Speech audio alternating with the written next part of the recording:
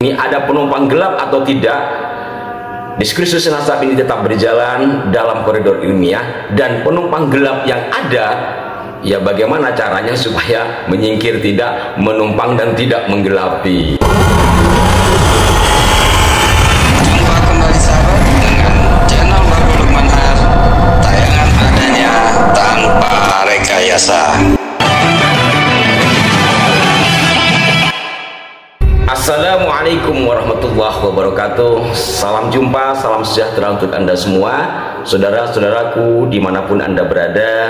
Semoga Anda dan kita semua senantiasa dalam lindungan Tuhan yang Maha Kuasa. Dan tidak lupa saya mengucapkan terima kasih yang tidak terhingga atas respon positif Anda terhadap konten-konten kami. Dan mohon maaf jika tidak semua komentar sempat kami berikan jawaban. Nah, saudara-saudaraku sekalian, terkait dengan diskursus nasab Ba'alawi yang kemudian merambah kepada nasab Wali Songo sudah cukup lama, dan nampaknya sampai hari ini belum ada tanda-tanda akan selesai.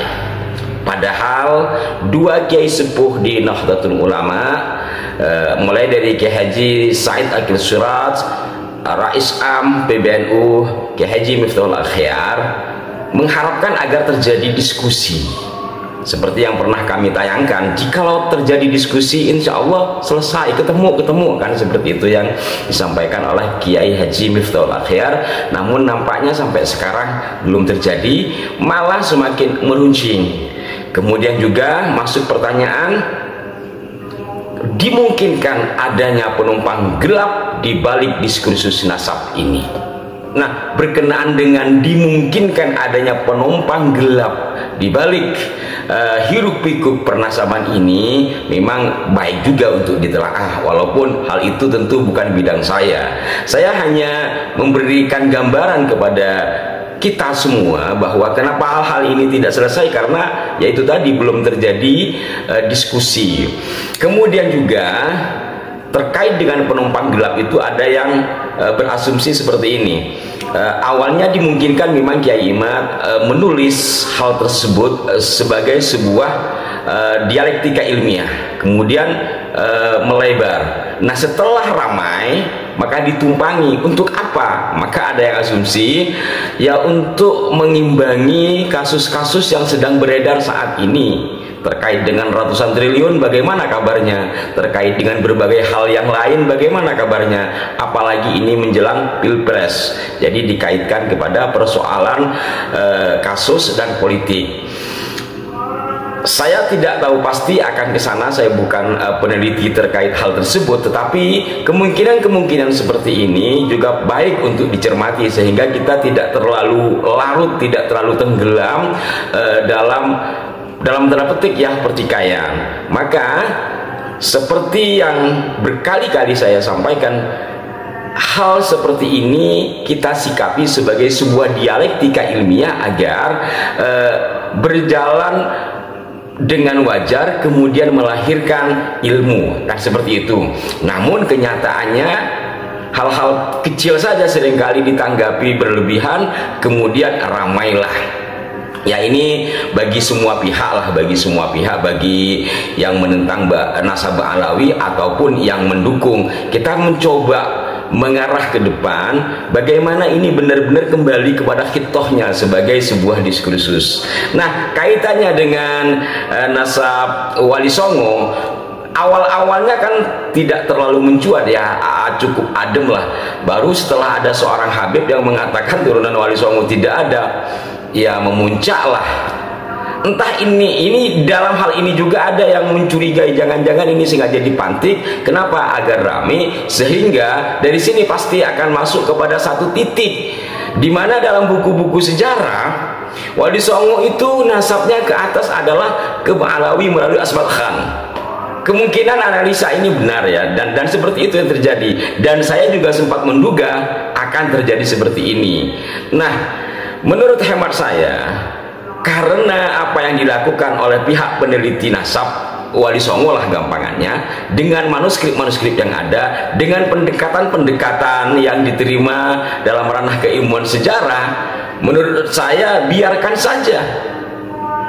Biarkan saja mencari data-data yang memang lebih tua dari yang pernah beredar dan akurat, sehingga dengan demikian dari sisi keilmuan sejarah akan terus berkembang.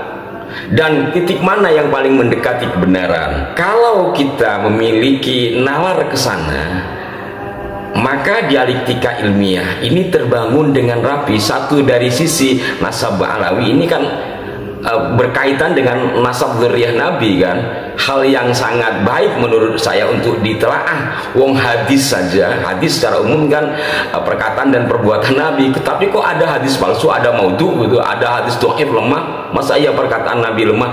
Bukan secara literal ke sana kan, tapi bahwa ada kata-kata yang dinisbatkan kepada Nabi itu yang lemah. Begitu juga dengan nasab. Kalau kata-kata Nabi itu kan terjadi pada masa Nabi hidup, sementara nasab ini kalau kita menghitung dari Alawi bin Ubaidillah, yang Ubaidillah ini sendiri kalau tidak salah itu wafat di abad keempat Hijriyah, artinya 4 abad setelah abad Nabi, kan jauh sekali. Maka kemungkinan adanya distorsi itu sangat terbuka. Maka itu apabila kita menelaah dengan kepala dingin dan jangan terlalu mengaku-aku. Yang jadi persoalan kan seperti ini dari siapapun ya, terlalu mengaku diri sebagai cucu Nabi, ternyata setelah ada penelitian nasab tidak terbukti secara ilmiah. Faktanya kan dari berbagai kitab sudah dibedah. Tentu berat dong untuk menerima kenyataan itu. Mungkin juga dari sisi Wali Songo seperti itu. Sudah dikatakan bahwa Wali Songo itu adalah dzurriyyah Nabi, yang otomatis dzurriyyah Wali Songo adalah dzurriyyah Nabi. Dan ternyata ada yang mengatakan, atau sesuai dengan buku-buku yang umum, Wali Songo ini nasabnya melalui Asmat Khan ke Abdul Malik dan ke atasnya ke Ba'alawi, berarti putus juga dong, kan seperti itu. Tapi yang saya amati sekali lagi tidak serta-merta memberikan jawaban yang asal lah, karena dari beberapa yang saya lihat, termasuk diantaranya adalah Tubagus Nur Fadil ya, melakukan telaah manuskrip, melakukan uji pustaka, walaupun mungkin belum sampai pada titik yang terang benderang, tapi pencarian-pencarian itu kan ada dan mudah-mudahan masih terus dilanjutkan, sehingga dengan demikian akan mendapatkan titik terang. Walaupun ini masih mengambil, kalau Tubagus Nur Fadil masih mengambil dari Sunan Gunung Jati ya kan, masih banyak sunan-sunan yang lain. Maka harapan kami dari semua yang ada ini, ada penumpang gelap atau tidak, diskursus nasab ini tetap berjalan dalam koridor ilmiah, dan penumpang gelap yang ada ya bagaimana caranya supaya menyingkir, tidak menumpang dan tidak menggelapi. Dan dengan demikian maka akan kembali persoalan ini pada khitohnya. Demikian saudara-saudaraku sekalian, hanya urun rembuk untuk konten kali ini. Semoga bermanfaat. Mohon maaf jika ada kekeliruan. Sampai jumpa. Wassalamualaikum warahmatullahi wabarakatuh.